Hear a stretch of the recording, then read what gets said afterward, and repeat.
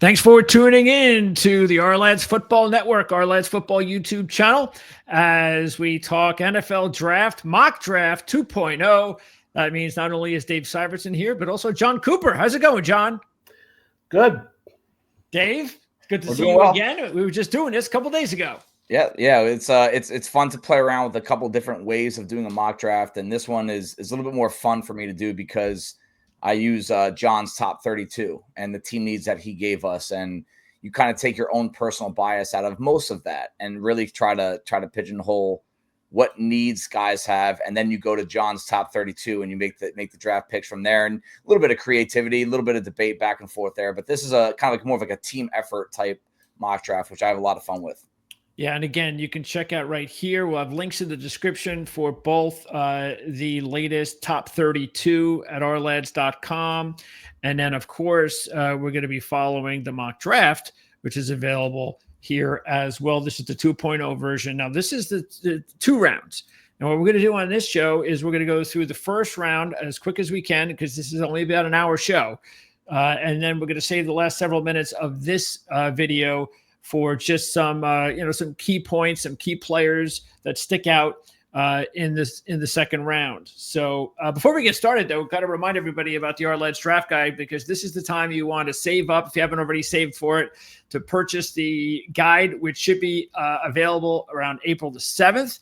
So that's a really good date, because it still gives you about 3 or 4 weeks, whatever, before the draft. So again, check out the Our Draft Guide, and make sure this is the perfect time too. If you haven't already done it, I'm not sure why you haven't. If you have watching this show, I'm sure you have plenty of times. The Our depth chart is just updated every day. Tucker does a fantastic job keeping them updated, and that's very important. We have a new look with the depth charts as well, and of course also. I've got a bunch of interviews I'm doing with all these insiders, which really helps us out to find out what's going on with each team. You can check out those videos on the bottom of every depth chart page, and order the Our Insider, because we know a lot of people don't really like the ads. It's just, I got to go deal with the ads. Well, if you purchase the Insider, you won't have to deal with the ads anymore. The Insider also has a bunch of other cool things to it, not just the ability to surf through the site without the ads. So check out the Our Insider. All of this that I'm saying, links in the description. Check them all out. So let's go ahead and get started, guys. Let's see what. Now, look, Travis Hunter. It's interesting that both Dave and I, we did an actual draft the other day, and that's available, of course, on the site as well. Link in the description, where we actually made picks back and forth as we were going through the draft. We had Hunter as well, so no big surprise here. I guess, I don't know, before we move on, either of you guys think Tennessee is still 50-50 on a quarterback? Yeah, I do. I don't think, they need one. That'll open the door. I'm working on an article that will be live tomorrow about the 4 potential landing spots for Matthew Stafford. And I think Tennessee's in play. And I'll tell you why in that article. There's a pretty strong reason why. And if you get to that, check out that article tomorrow. You'll see why I believe they are in play. So they're definitely going for a quarterback this offseason. And we'll know before the draft if they have a spot open. So they are definitely going to add to that position. We just don't know when they'll do it. They definitely need one. Our insider information tells us that too. I just did an interview with Jake Ellabogan, who is our insider here for OFN. And so check that out. Talked about Stafford, obviously, Cooper Kupp and everything else. He believes if Stafford does get traded, he's 60% Stafford stays, but he believes if he gets traded, Aaron Rodgers is the second option for the Rams. Okay, next up, the Cleveland Browns, and we have Abdul Carter here. And on our show, I had the pick and I took Ward. So that's going to be the big decision here, guys, is do the Browns take a quarterback? And if not, Carter is clearly the best player left on the board. Next up is the Giants. Now, the Giants with Sanders. This is also interesting because we had some comments from this was a show that we did, Dave and I, of course, just a few days ago. And it was Vada Fly said 0 chance the Giants pass on Sanders. I believe that they're obviously, like the Tennessee Titans, will make a strong move at quarterback. They are in this Matthew Stafford discussion as well. No matter what they end up doing, the Giants have to find a quarterback that is going to help them win games this season. This is not just a future-based decision for this franchise, because these guys need to win games. I would say at least 7 or 8 this year to get them another shot at a job in 2026 with this organization. Shedeur Sanders, Cam Ward, the grading is close. We as a staff has Shedeur Sanders above Cam Ward. And I think it's because he is so pro-ready. He's incredibly accurate. He's tough. He's poised. He knows the game. And if you know the Brian Daboll offense, we do think that Shedeur Sanders is probably the better short-term fit. As you can see here, 13 and 14. And this is where these guys actually should be drafted, but we know they're not. Sanders 13, Ward 14. This is it's pretty tight, John. Well, there's two there, and again, this top 32 is not just me. It's using the stacks of our scouts. Dave obviously, and we have 2 other scouts that are involved in this. But those 2 guys razor thin between them. It's going to be what you like. And there's 2 drafts. There's the draft, and then there's the quarterback draft. And so the quarterback draft, that's why you get guys that are not necessarily ranked that high are going to go in the top 10, top 2 maybe. And again, that's possible. Top 2 is possible.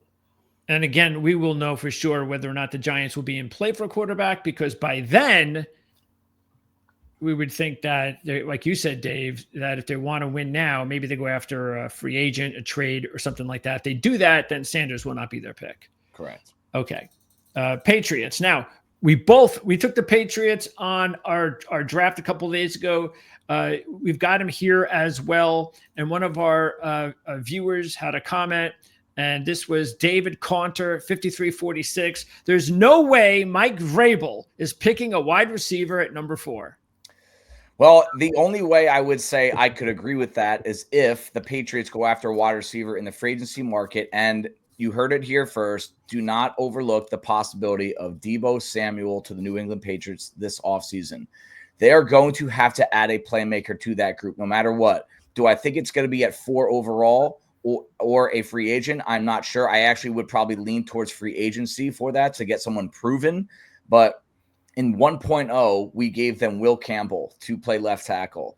And I like to kind of see what different picks early in the draft can lead to later in the draft. So if you do go playmaker, a very quarterback-friendly target into Torrey McMillan because of his catch radius and ball skills, maybe not your prototype top 10 wide receiver, but a guy that definitely gives Drake May what they need. And then you could find the offensive line support day 2, which is what I did in this mock draft for them. So I think that the Mike Vrabel impact is, I could see them not going here, but I wanted to switch it up and say, hey, we went offensive line last time. Let's see what it looks like if we give them their number 1 pick at wide receiver. And I think it's important people understand that one of the things we do at our lads, and not in all of these mock drafts, because we play around with these things, but we're going to do it how we would do it. Ultimately, it's going to be a kind of a consensus, and it's going to be, how would our lads, if we were drafting for that team, how would we draft? So, the noise from the outside is something we'll try to avoid as much as we can. So just because some guy in the media says, well, they're never going to take a guy, well, we'd still do it because that's just what we think. So just a reminder, that's always in our guide too, the same thing that we say. Jacksonville, we had Graham a couple of days ago, and Graham is here as well for the Jags and their new head coach and their new GM. Raiders, Starks. Wow. We know how talented he is. He probably should go this high. We'll see if the Raiders do this. If they're lucky enough that one of the quarterbacks drops, I'm sure they'll love that. We could see the Raiders moving up as well. How good can Starks be? Well, Starks is a guy that is a top 10 football player. He's a physical safety. He's got good cover skills. He can play in the box. He can play deep. This is a guy that can, fit a lot of roles for a team. And he's a solid athlete. He's athletic. He can play man cover. So he's going to fit any scheme as a safety. He's going to be a very safe pick for somebody. And going this high is not out of the question. Now, if Cam Ward is still available, and chances are he's not going to be, but if he were, I'm sure the Jets would be ecstatic to get him at number 7. Chances are the Jets are going to have to wait unless they move up and want to get a quarterback. Let's say Cam Ward is not there, guys. And again, chances are he probably won't be. What would you think the Jets would probably go here, Dave? If Cam Ward is not there, I still love the Tyler Warren pick to the Jets. It just makes sense for a lot of reasons. It makes sense with where their leadership is coming from, with Rick Spielman now in the house and Aaron Glenn coming from the Detroit Lions, just kind of setting the identity of the future of this roster. You're probably still a couple of years away from real contention, but I really like that. Another thing, an area that John let us know that the metrics guy said that they really need, and it is true, and you probably know this, Greg, the defensive line could use another force next to Quinnen Williams. And Walter Nolan is picking up steam, man. I mean, this guy is going to be a high draft pick, and he might be the next big thing. Some people even think this guy is going to grade out better than Mason Graham. And you put another big-time force next to Quinnen Williams, that really sets the foundation of this roster for the future. So if you're not going offensive side of the ball, meaning Tyler Ward, Cam Ward are not there, or you're not going to go in that direction, Walter Nolan is a name to keep an eye on. Yeah, I mean, they'd have McDonald on the edge. Jermaine Johnson comes back from injury on the other edge. And then you would have Quinn and of course, Nolan in the middle. And then you have 4 studs on the defensive line. Carolina and the Saints are next. There's Nolan at number 9. Matter of fact, in our mock the other day, we actually went with Nolan, or I went with Nolan with Carolina, even though Will Johnson was a close.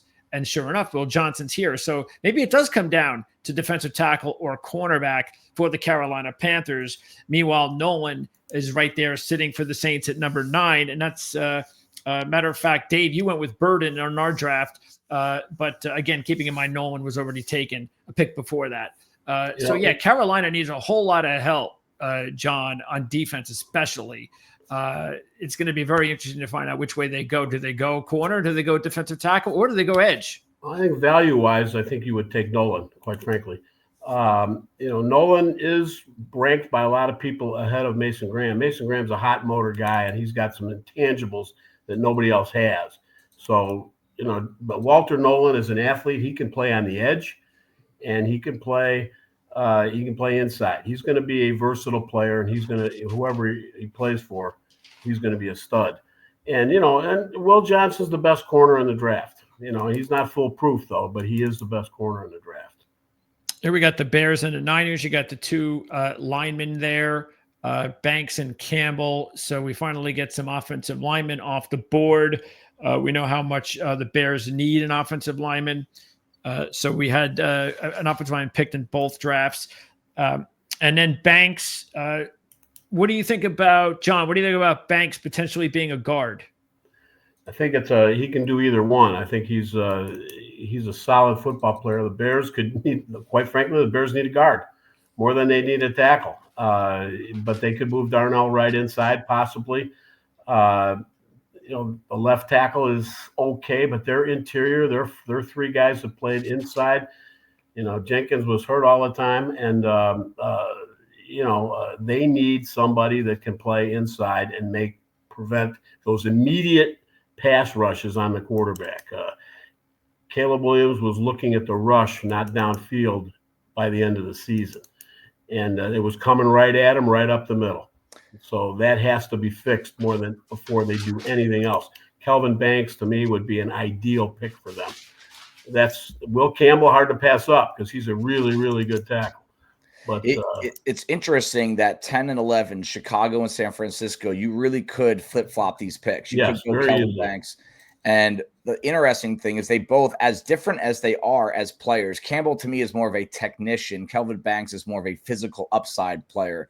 But they both can start at guard at the next level in year 1. I feel more confident with Banks in that regard than I do Campbell. I do think Campbell probably should start at left tackle, and that might dictate the direction the Chicago Bears go in. Do they want guard or do they want franchise left tackle? But no matter what, I mean, with San Francisco, I think whoever they pick at 11, if it's an offensive lineman, it's definitely a guard. You're not replacing Trent Williams, but it's a guy that you want to do what the Cowboys did with Tyler Smith. You put him at guard, hoping that he can transition to left tackle at some point or back him up.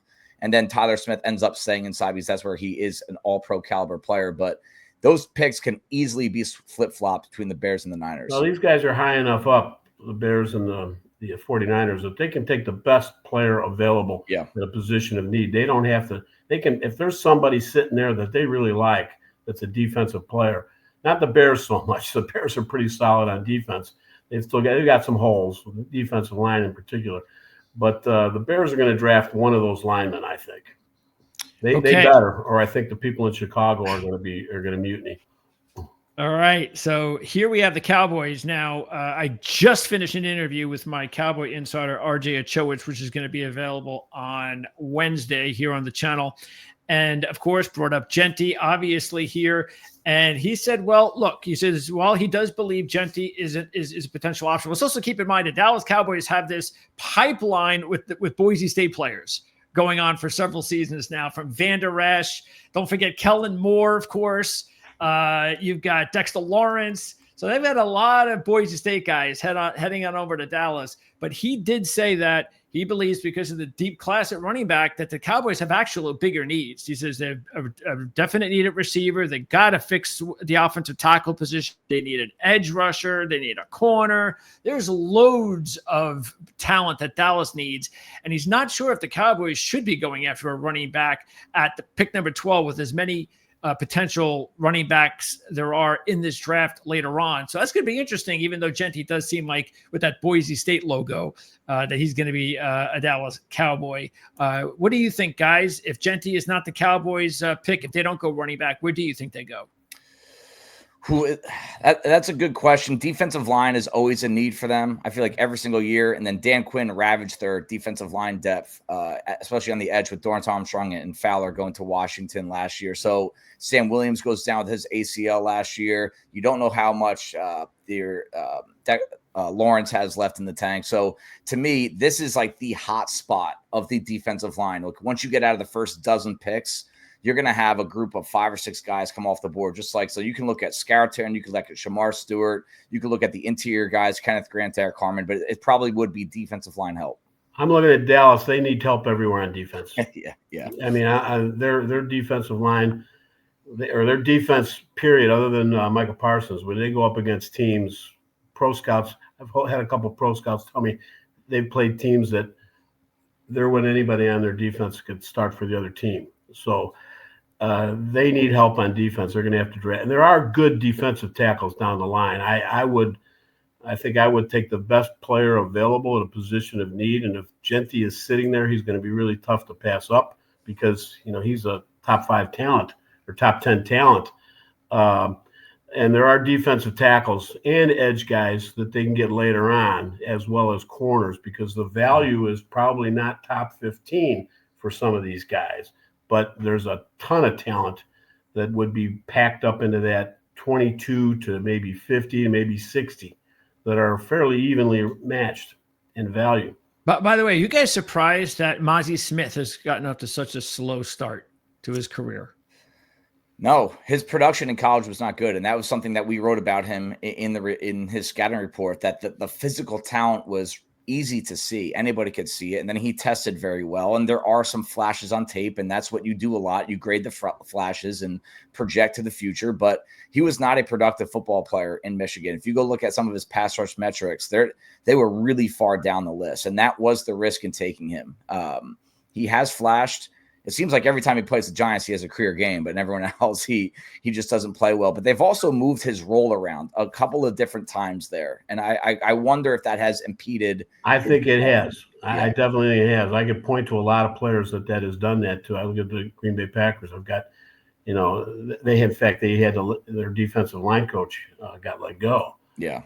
Because of and he was a part of the change. And if you look at how the players graded out, it's a factor with these guys. It really is, because they're teaching different things. Footwork is different coming out of their snap. I mean, I'm watching it from, in college as teams are changing to the philosophy of how they have their defensive linemen play. So it's a factor for sure. Yeah, the Cowboys are going to have, their 3rd different coordinator in 3 years since he's been there. So that's a lot of change. Yeah, and also keep in mind, Jordan Lewis might not come back, the nickel corner. You mentioned Lawrence. I hear he's probably not coming back. Osa, the defensive tackle, he's going to be too expensive. They're not going to pay what he's looking to get, which they think might be $21 million. So, and Kendricks, he's a Zimmer guy. He's not coming back. So just like you said, John, Cowboys have a lot of big holes on defense to fill. All right. And there is one of those defensive tackles. And from Michigan, Kenneth Grant, Miami Dolphins there. Not a surprise that Grant goes this high. We know how talented he is. And then Tyler Warren, the first tight end off the board to the Indianapolis Colts, something that we did just a couple of days ago as well. It does seem like a perfect marriage if the Jets pass on Warren, that the Colts would be fortunate enough to get him. And interesting that he could drop 7 spots to the Colts, but that's entirely possible. Yeah, Ballard is a traits-based drafter. He always has been. He really does go after length and size, and they have some physical metrics that they use as minimums for guys that they're allowed to draft early in. And I mean, look at Anthony Richardson. He was made in a factory. Maybe not the best football player yet, but they chase upside as much as anybody in the draft. And here they are picking in the teens again. But Tyler Warren, to me, actually takes a lot of pressure off where Anthony Richardson struggles on third and manageable, where you have to be pinpoint when you're throwing to a small, undersized downs. Warren kind of just opens up another door in those situations. And I'll tell you what, this guy can run the ball. This could be a Taysom Hill type wildcat quarterback to take some of the hits away from Anthony Richardson on quarterback designed runs. Warren, a former quarterback, by the way, a former high school quarterback, is a guy that can do some creative things for this offense to actually protect and help Anthony Richardson. Can play fullback too. Yeah. I'll say just my only comment is I will be shocked if he gets past 14. Same. And I'll be surprised if he's there at 14. Yeah. Same here. John, what did you think about Grant to Miami? Do you like that? This is I think he would be one of the next 2 best defensive tackles. It might be a little high for him, but he is a really good player. He's got a little bit of that Mazzie Smith in him too. Yeah, not that productive. And so but he is really, really a good football player, and he's one of the, the top 4 defensive tackles in this draft. So might be a little high, but that wouldn't surprise me because they need help. Yeah. And on our draft a couple of days ago, we also, because Starks was available, he was a perfect fit for Miami. Yeah. So I don't know if Starks is going to get down to 13, but if so, because Holland is probably not going to be back, and the other old guy Pryor is going to be back. What's his name? From Buffalo. They're going to have holes at safety. Okay. Scorton, Falcons, edge rush. Definite need, no question about it. And so Scorton is off the board here for the Falcons. Matter of fact, we put Stewart on ours, so right down the line there at edge. And then we have Stewart here next with the Arizona Cardinals. Let me just comment on these 2 guys. I think Stewart will probably go a little. Well, I think I would flip those 2, and I think the production does not match the traits on either of these players. And that, I think, is a little bit of a product of Texas A&M's defense, because I think the metrics on both of these guys, and particularly Stewart, in terms of the quickness, the explosiveness, the speed to power, is phenomenal. And there's more to what they do than just rush the passer and play the run. I mean, Stewart gets his hands in the throwing lane as good as anybody. And, Scortoon is very good off the edge. They both play the run very well.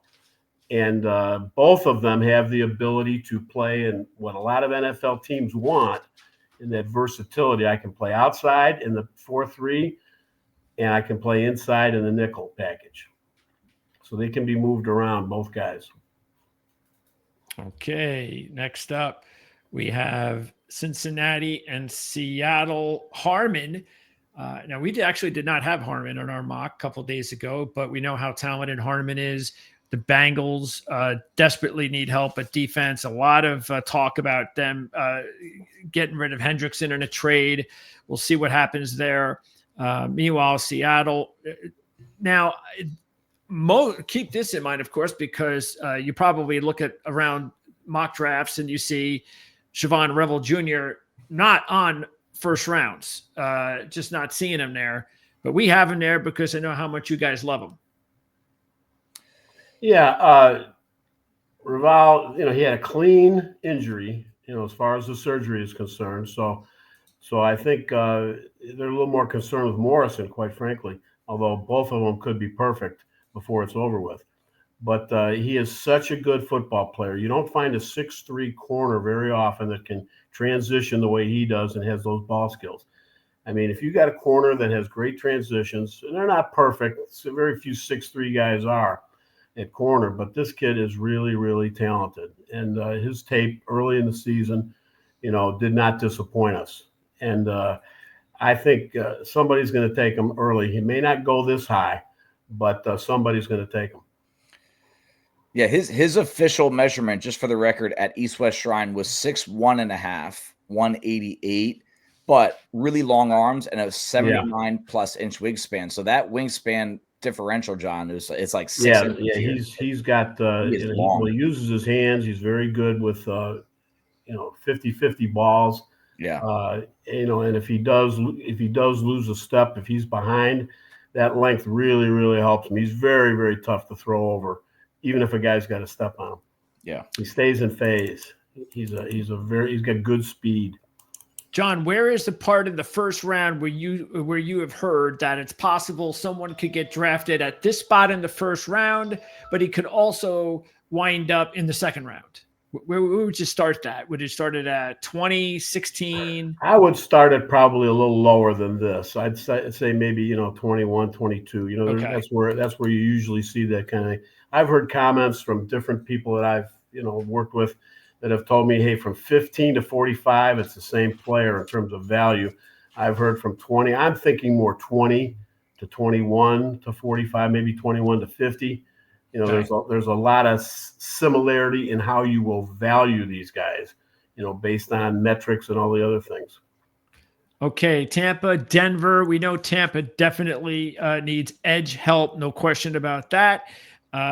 Princely, though, did not have a good senior. He really did not have a good Senior Bowl in terms of the practices. She flashed a little bit on the second day, but for the most part, he really struggled. He had, he was slipping and falling, and he really did not look good. And the people that were down there that were looking specifically at the defensive line, expressed that to me. And some of the metrics guys have talked to me about some negatives, and I've been on the film, and I'm a big fan of this guy, so I'm having a hard time with it. Same. So I've kind of decided, he's one of those edge guys that could go anywhere from 20 to 35, because a lot of them are going to start getting bunched up in there. Yep. But I want to look at a lot more tape before I make a conclusion on that, because I know some of these guys have him, well outside of the top 32, and I'm just, concerned that are we knee jerking just simply because of a bad Senior Bowl, or is there something there? And so, like I said, I'm going to watch a little more film, in particular study of film. I was told to watch a set of cut-ups and, to see if there are some issues there that I haven't noticed before. There's just no question Tampa Bay does need edge help. And if you look at the R-Lads depth chart, we have every player that's an impending free agent coded in green. And you go to the defensive line for Tampa Bay, it's essentially everybody on the depth chart beyond their top 3 or 4 guys. So the cupboard is bare there. And whether it's Umani Princely or a different edge defender that falls into their lap, they're going to attack that part of their roster. And it's a huge need for a Todd Bowles-led team. And there's guys that are going to be there, that can play. Yeah, absolutely. Maybe even day 2 as well. Yeah, because Tryon is not coming back. Barrett was just a 1 week kind of deal. And Nelson may not be back. Yeah. So Yaya Diaby had 70 pressures last year. He had a great season, really good player, but it takes 3 other edge defenders to equal 70 pressures on the year for this team. And they did draft Chris Braswell out of Alabama last year. So even if you do believe in him, a good player, yes, a good prospect, you need at least 3. And they're right now, they're kind of like at 1.5 because you don't really know what Braswell is yet. And Diaby does have some inside out versatility. Braswell was one of those guys that later on, as we started evaluating him, when we knocked him down last year, there were some holes that we saw. Yep. So having him seeing where he is on the depth chart doesn't surprise me. Yep. He is, like you said, a lot of pressures, not enough sacks. So he's got to take that next step. Denver, Colston Loveland. We had him in both mocks in the past few days. So it just makes too much sense because, again, Sean Payton, tight ends, it's sort of similar to Harbaugh. They love their tight ends. So you would think if Denver doesn't get Loveland, then the Chargers would, which guys might make it even more of a reason that Payton goes after Loveland. He probably likes him already and just go, well, if I don't get him, I know my boy Jimmy's going to get him. So, maybe this is the perfect spot for Colston Loveland. I'll tell you what, Loveland's tape in 2023 with J.J. McCarthy throwing him the ball was so much better than what we saw in 2024 with the assortment of what Michigan threw at a quarterback. And it actually made me go back and watch some of his tape from last year to kind of see, because I remember watching him. He was not draft eligible last year, but every now and then someone catches your attention and you're like, automatically, this guy's going to be a top 15 pick. This guy's going to be Tyler Warren, basically what Tyler Warren evolved into. But situation dictates a lot with production, and you can't only use production. So I do think this is very much a first-round caliber player. The one hole, and I don't think Peyton's going to care at all based on what success he's had with Jimmy Graham in the past. The one hole I do have on him is he's not a very physical guy after the catch. He doesn't break a lot of tackles. He tries well enough, tries hard enough as a blocker, but he doesn't get any movement. It's not why you're drafting him anyway. But that is the one difference, significant difference between Loveland and Warren, is that Warren to me is your old school blue collar tackle breaker, Mark Bavaro type, where Loveland is a little bit more of a finesse player, which does fit into what Sean Payton likes to do. All right, Pittsburgh. Now, we did our mock a few days ago, and Dave, you went with Henderson. This was going to be a little bit high for Henderson to go, but you said, hey, screw it. You're going to go this route, and he's a game breaker. He's the game breaker of the entire draft class at running back next to Genti, and maybe even more so. But, sure, there's some maybe some injury concerns. Anyway, we had a response from I don't know. I think it's SOMBRRRR. No shot. Steelers go running back first round with this depth. Insanity. So what depth are we talking about here? Either, because he said no running back first round, and we had Henderson in that one, and we've got Hampton in this one. I'm looking at the Ourlads depth chart right now. Jalen Warren and Cordarrelle Patterson are the only two running backs on this roster. So I don't know really where the depth comment came from. Najee Harris. He probably meant. I'm wondering if he meant. You're right. Running back class depth. Yeah. In other words, take one later on is what he's saying. Yeah. Right. In 2021 they did this already. They drafted Najee Harris in an era where nobody wants to draft first round running backs. I don't buy it. I don't believe in it. I actually don't think the league thinks like that either. I think running backs, the right one, has enough value. And to me, Omarion Hampton, if he doesn't play for North Carolina this year, he's getting a lot more limelight. This dude is an absolute stud. Power, speed, breaking tackles, blocking, can catch the ball. He can run away from defenders. We've seen more than enough clips to prove that over the past couple of years. And Steelers, to me, this is their identity. They need to have a guy back there, whether you believe in it or not. They want to have a bell cow back. And this is what they look like in the dictionary, a bell cow back. Okay, the Chargers go receiver here. Packers go receiver here as well. Of course, a lot of people thought the Chargers were going to go receiver last year, except me, because I know Jim Harbaugh better. And he went tackle. Now there's still a possibility of tight end. So I guess I got to ask you guys this question. If Loveland's still on the board, is it Burden or Loveland? Oh, that's a tough question. Yeah, probably Loveland. I know how Jim Harbaugh feels about tight ends. Yeah, we like Burden a lot. I personally like him a lot, and I think he got a little underused this past season, especially. They've moved him and his role around a lot as well at Missouri. But the one question I had with this pick was the fact that Ladd McConkey is really a slot-based receiver. They do move him around. He does play inside, outside. But Burden, to me, his best football is from the slot as well. So I wonder if they would look at Burden as, hey, we already kind of have this kind of guy. But I think if there's a wide receiver need higher, he's going to go. Yeah. Because he's better than, I think, in my opinion, slotted there. But I could be wrong. Yep. It's just a feeling. The Packers, my Packer people are telling me that they don't think they'll take a receiver because Gutekunst just doesn't like to take receivers in the first round. Yeah, we've seen that. But I think they need one. Christian Watson's hurt all the time, in my opinion. Not in my opinion, he is. And they really don't have a number one. They've got a lot of number twos, and they need somebody that can stretch the field and is a great route runner. So I think they could go defensive line, they could go offensive line, but this is a definite need. And yeah, Dave, you went with Mike Green in our draft a few days ago.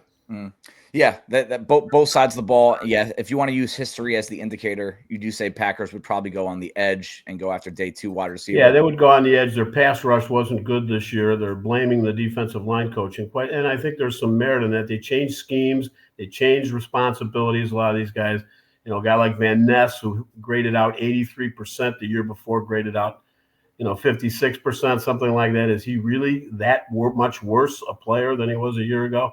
So a different kind of player maybe than what they wanted, but they obviously are going to try to fix that. And I think bringing in guys another guy on the edge is something that's going to happen.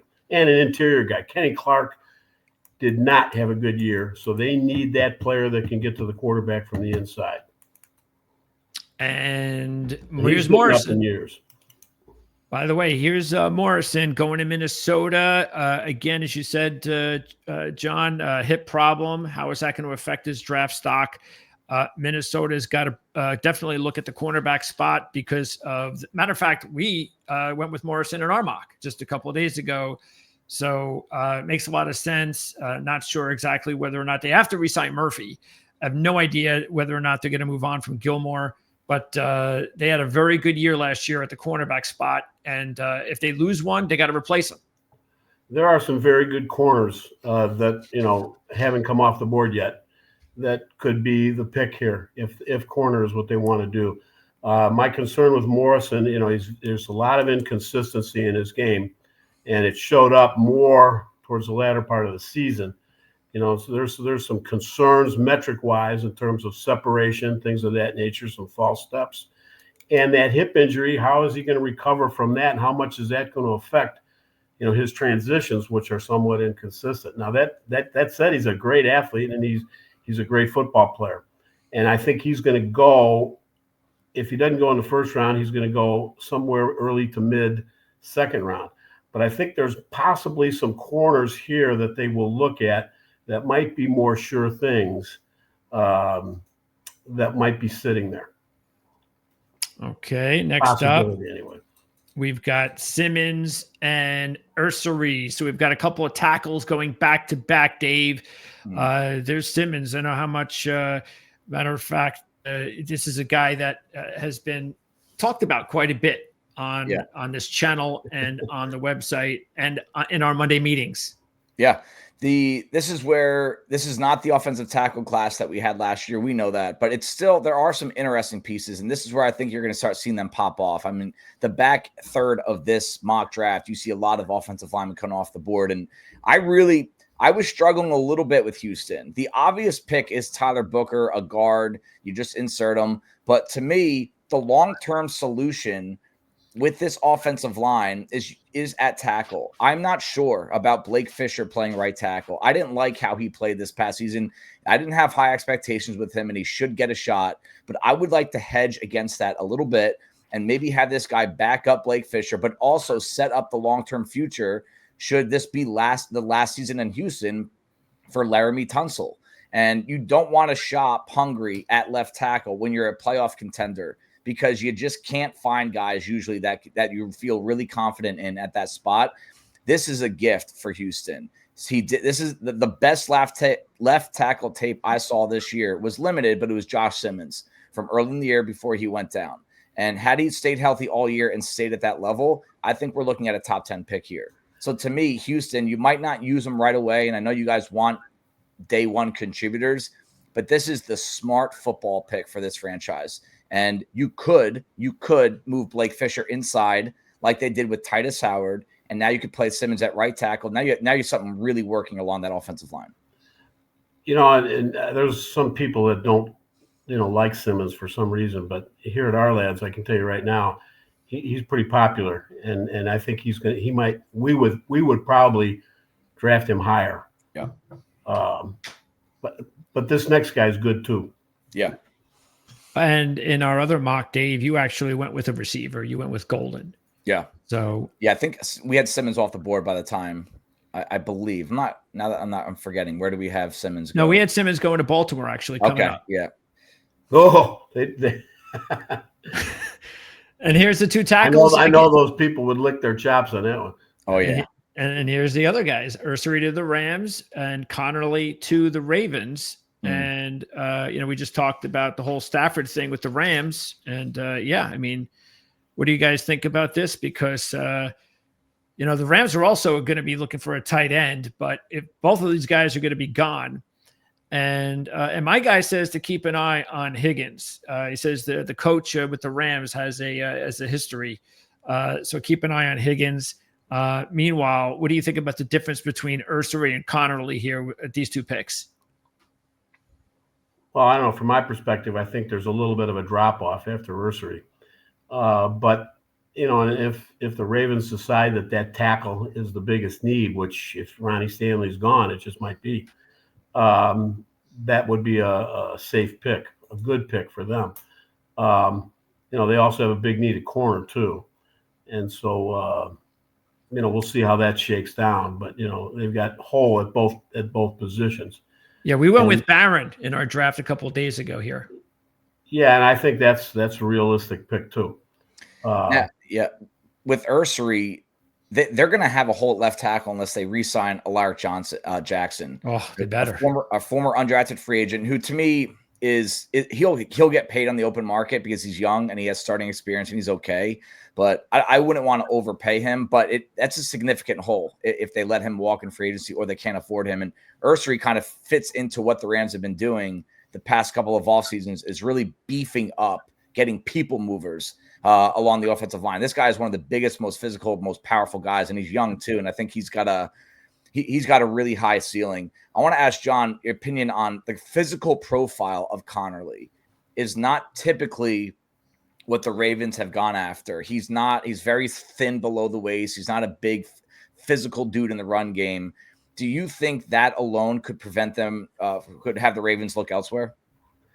Yeah, I'm not sure he's a great fit for them, but hey, that said, Roger Rosengarten really wasn't either. True. And True. I saw him at their practices, and I commented to Todd Monken, this guy's got great feet. And they were a little skeptical, but at the time he was playing because Makari, who was slated to be the right tackle, was out. And the comment was made, this may be a Wally Pipp situation. And anyway, Connerly moved. Or not Connerly. They moved Makari to guard eventually, and so ironically, both he and Ronnie Stanley are free agents. So the need is there for sure, unless one of those guys resigns or they do something in free agency. But it's hard to tell just how they're looking at it and what they want. Because Rosengarten could move the left tackle. I could see that happening, and then drafting somebody that's more of a physical presence. Do you remember what happened to, speaking of Alaric Jackson? Because I recall, like, after his sophomore season, when people were looking like a year or two ahead or something like that, a year and a half ahead at the draft, he was like a top 10 pick. And then all of a sudden, that just disappeared. I don't know if it was his game or what. And then he didn't even get drafted. And now he's turning into the player that people originally thought that he was going to be when he was in his second or third year of college. Do you have any idea like what happened to Jackson during those later years in college? I just remember watching Tristan Wirfs and reading online that he was the second best tackle on that team. Yeah. And that was more college analyst fan talk. Like when it comes to the actual traits and what makes you a good quality NFL tackle prospect, not a college player. Mm-hmm. Wirfs was, you watch him a little bit. It was pretty obvious that he was going to be the better football player. But I do think Jackson did have an injury at some point, and there was some stiffness, a lot of lack of bend and a lack of hip mobility laterally that does show up, and that can just crush you at the next level. He got away with it. But, hey, he turned out to be kind of pay higher dividends than what where he was yeah. drafted by. So, it's one of those situations where the guy really did improve some of his weaknesses, and he got put into the right position, right development, right coaching, and the right offense. I would be wary of paying him big money though to be my left tackle. Of course, Les Snead, best general manager in the NFL. Yep. I'll keep tooting that horn. All right, Detroit. Just ask him. I'm just kidding. That's okay. Detroit and Washington are next. Michael Williams and Matthew Golden are the picks here. We went with an offensive lineman with Detroit, but defensive line on the edge makes a lot of sense as well. We saw what happened when Hutchinson went out. Things got a little bit troublesome. So getting some more depth there or some insurance might be a very smart thing.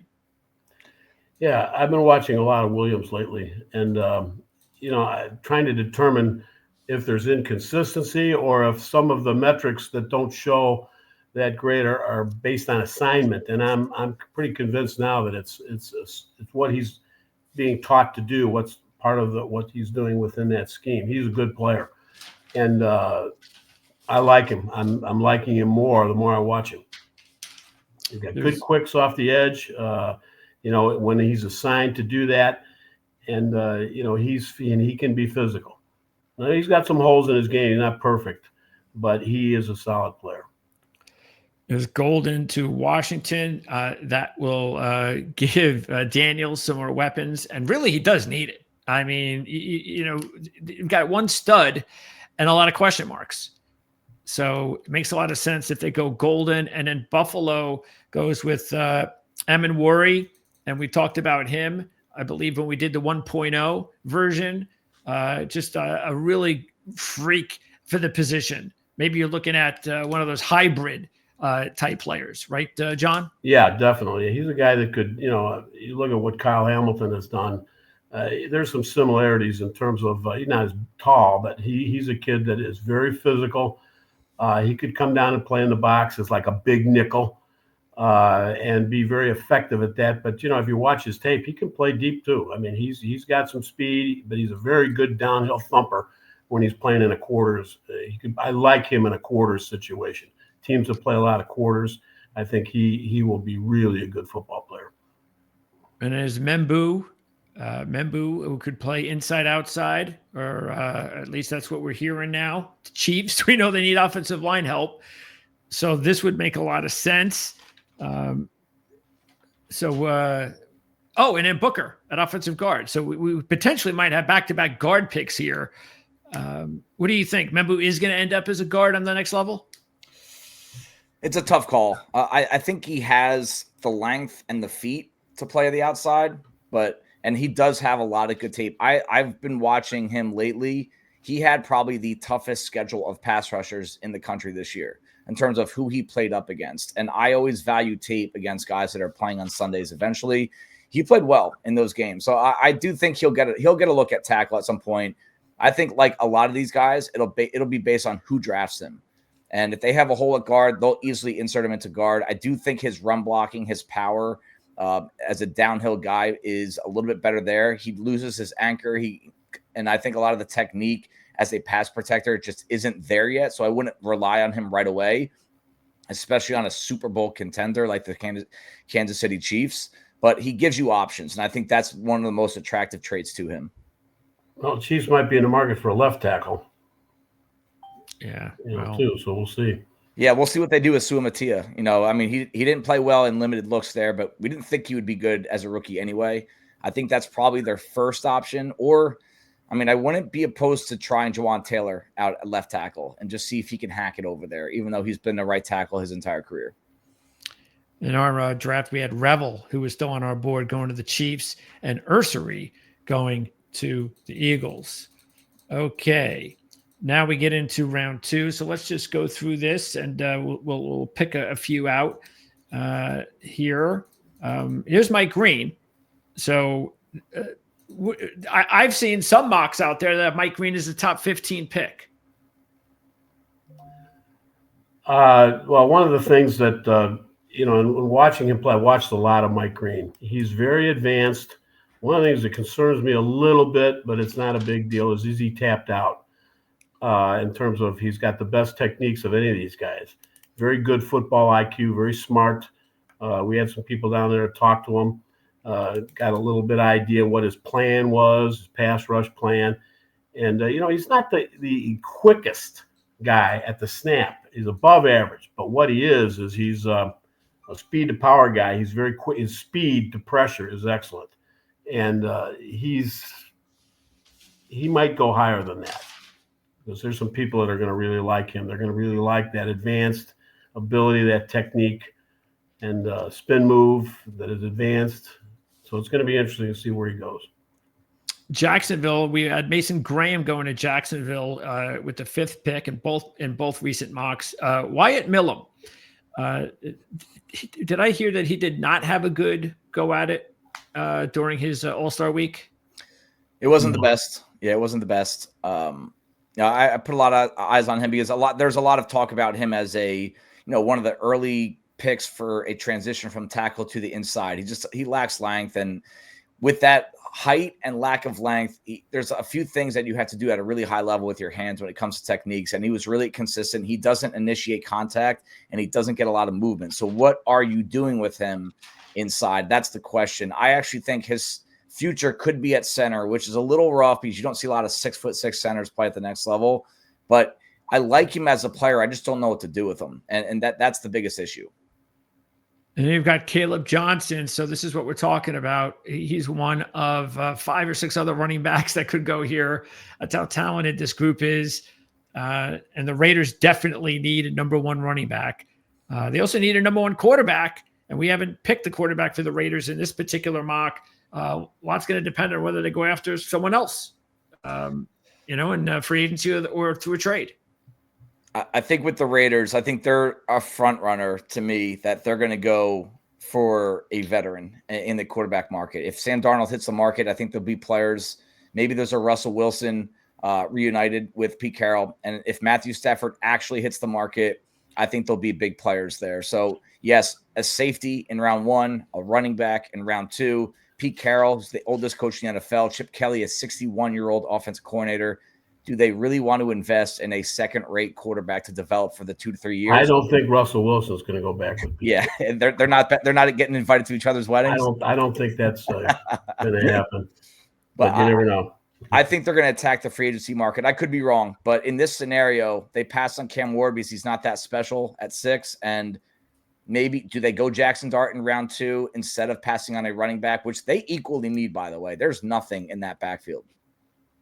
Yeah, it's White looked like a keeper at the end of 2023, and I don't know what happened to him last year. Yeah. So, by the way, speaking of young quarterbacks and speaking of my Rams guy, he says he feels really confident, believe this or not, that Zach Wilson will end up with the Rams.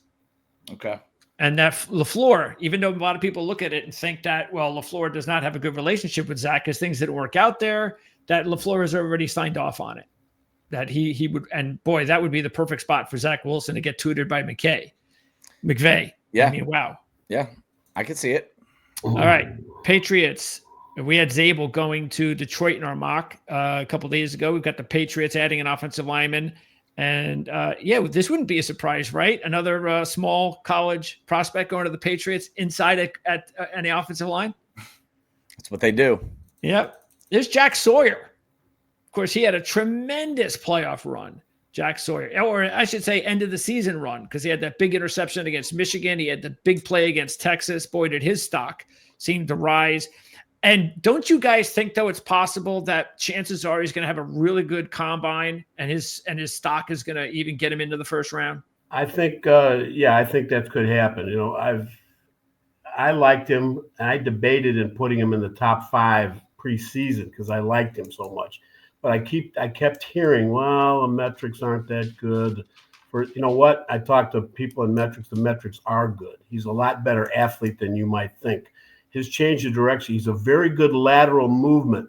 I read these other things. I read some reports he doesn't move well lateral. That is absolutely not true. He might not change directions as quick as you want, but lateral movement on the edge, he's perfect fit for that position because he can move inside, he can slip inside and make tackles.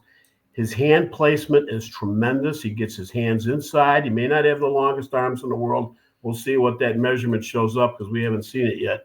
but he gets those hands inside. He locks out defenders, and he can get off blocks on the move. And his motor never quits. New Orleans, when we had Nolan going to the Saints, Trey Harris here had a nice run with the Rebels, and Kellen Moore would get a shiny new toy. We just don't even know who the quarterback of the Saints are going to be either.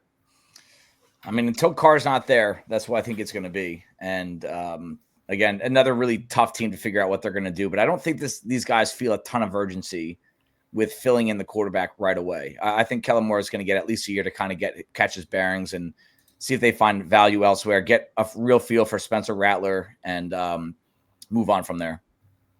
Elijah Arroyo stock really jumped after a big week at the Senior Bowl, and there's a possibility we could even see him going at the end of the first round if a team really wants that tight end after the top two were taken. So if the Jets don't get Warren, and they're going to have a chance at Arroyo in round 2. And then there's Darius Alexander, speaking of players who had a really good week at the Senior Bowl, going to the Niners. Yeah, his stock rose a lot, because of that. But we'll see. There's some other guys there that could be there as well. James Pierce had a really good college career, but you guys do not believe, or do you think, where's his limit? How high could he go? Well, he gets bounced around a little bit more than people like as far as in the run game. And, there's some inconsistency in what he does. Now, as far as his quick first step, as far as his ability that way, he's elite. But there's still some other parts of his game that have to come around. Now, here's a guy, Campbell, who we actually had going in the first round in our mock draft a few days ago to Tampa Bay. Dave, you had the pick, and you put Campbell. Of course, the Bucs definitely need some linebacker help. And Barron is a player we just talked about who definitely has first-round material as well. So both of these players could end up in the first round. Yeah, and this is what John means when we say, from 20 to 50, maybe even more, these guys are going to be all over the place in mock drafts and projections because they're pretty closely graded players and they're better system fits for others. And some of them are very projection-based prospects where, it just comes down to the confidence of the coaches. Can I get this guy to his ceiling? Jahad Campbell, Jahdae Barron, they're both really high ceiling players, but it comes down to what is your usage plan for him and what's your development plan? We had Stewart going in round 1, Collins in round 2. Boy, that would bolster Arizona's defensive front based on this mock. And there is the tackle that you spoke about before at Arizona who did not have a good week at the Senior Bowl, correct? We kind of figured guard. Yeah, he looks more guard, but he looks like a good guard. Like he might actually be a very good guard, and this could be a great pick. Definitely. Yeah, Amos is a guy that, in watching him, I think he's pretty good. I think he's going to move up. Trey Amos. Yeah, he's got very good speed, very good closing ability, very good transitions, disciplined. I think he's going to be a little higher than that. And there's Dart, the first round 2 quarterback, second phase to go off the board here to Seattle as the heir apparent to Geno. So they got a new coordinator as well. So I'm sure they'd like to work with him. There's Bond going to Tampa Bay. Of course, this all depends. A lot's going to depend on Godwin resigning with Tampa Bay. We talked about it a few days ago. Our insider believes that Godwin wants to come back. So we'll see. Because it's possible Tampa Bay goes wide receiver first round if Godwin doesn't come back. So we'll keep an eye on that. There's Travion Henderson because Denver does need a number 1 running back, don't they? Well, they need a complement. And whether it's number 1, number 2, what is Travion? Travion's the big play threat that the offense would really do well with from the backfield. So whether he's number 1 or number 2, to me, is kind of irrelevant. It's a guy that's going to add to that Sean Payton offense and really help him get to his ceiling. Yeah, just imagine Loveland and Henderson added to the offense with Bo Nix. Yep. That's a really good deal for the Bronco fans. There's Jalen Walker. Well, you got 2 guys right there that are undersized edge rushers. And I think Jalen Walker, I think his best fit is a 3-4 outside linebacker. I could be wrong about that one. They played him off the ball. And I've been back and forth. And I don't like him necessarily. What I saw off the ball, he's very raw. He's new there. He didn't show instincts. His edge rush ability, there's not a real good arsenal there, so there's got to be some development. but yet his athletic ability is off the charts. I think he's going to have a phenomenal combine. And, somebody could take him based on that in the first round, but I think that is a great team for him, Pittsburgh, because I think that would be a good fit. Yeah, this Ricky kid is a great pass rusher. Yeah, this kid is undersized. Yeah. So what's the difference, say, between him and when you're projecting a kid small in his size level like Hassan Reddick? What made Reddick successful at his size? Well, he had good length, and it took a while, and he had some inconsistency in his game. So it wasn't like he was a sure fit right off the bat. And he had a couple of years where he really didn't play very well. All right, there you got TJ Sanders going to the Packers. I think he's going to go higher. Okay. And Thomas too. Really good size. There's another. So Noel over Higgins. Do you think that's going to happen? That's going to be just kind of based on what Houston has at receiver right now. With Nico Collins, are they trying to replicate that or try to get someone that they thought Stephon Diggs could be? And Jalen Noel's tape to me is dynamite. I mean, this guy he's explosive. He decelerates as well as anyone. He accelerates as well as anyone. He's a weapon in the return game. He can play inside out. I think Jalen Noel is a big time player. There's our first center, Jared Wilson. He went from basically being Mr. Nobody to the starting center on Georgia in 1 year to being potentially a round 2 draft pick. Gotta love that. There's our boy. This, by the way, this player, Ayumanor, we have him on the channel. You can check out the interview Dave did with him a couple of weeks ago. We'll have a link in the description for that. Darian Porter seems to be, all measurables. I think the Ravens will look at free agency, depending upon what some of these other guys do for the receiver, but they need one. Do you think Watts is going to drop this far down, almost round 3? I think, where we have him rated in our top 32, he's probably around 35, 36. So that would be quite a big drop. But hey, like we said, there's an awful lot of talent that fits the role. And there you go, 64. That's our look at the first 2 rounds, 2.0 right here on the Ourlads Football Network. Once again, don't forget to order the Ourlads Draft Guide. It should be out and in your mailboxes or on their way to the mailboxes on April the 7th. So we'll have links in the description of this video for a whole lot of what we've just been talking about here today, including our latest mock draft that Dave and I did a few days ago. We have more mocks on the way. I have no idea when we have them scheduled, but we do have a lot of other mocks. This is only mid to late February, so we still have a long way to go, guys. What are you guys working on? What can we see on, say, YouTube sometime soon? Well, we have our deadlines that with the scouting reports and the team reports. I mean, that is 100% top priority for us right now to make sure we hit our deadline for the draft guide. But at some point, once we finalize stacks, I know John will let us know when that we got to put out some of our top 5s, maybe top 10s for the YouTube channel. You got a letter coming from, or an email coming from Peggy coming up. So that's going to explain, some of that stuff. And this is our lads. And we talk, Peggy and I have been talking about that quite a bit. We've got that down. So there's going to be, you're going to get the usual about how, there's certain things you can't say. And like the use of the word that versus the use of the word who. Oh, wow. The grammar is good. The grammar is good. I tell you that right now. Our grammar will be good. So she's terrific. All right. So there you she go. Makes us look good. Yep, absolutely. That's it for 2.0. We'll be back with 3.0. And again, Dave and I will, matter of fact, next time we do one of those mocks, we'll have to add maybe an analyst or two. So we have like a 3rd or 4th person in there to be a little bit more variety. So we'll look through that. Thanks for tuning in. We'll see everybody next time. Don't forget, subscribe, like, and share. That'll help us support the channel and much more here on the Ourlads.com and Ourlads Football YouTube channel.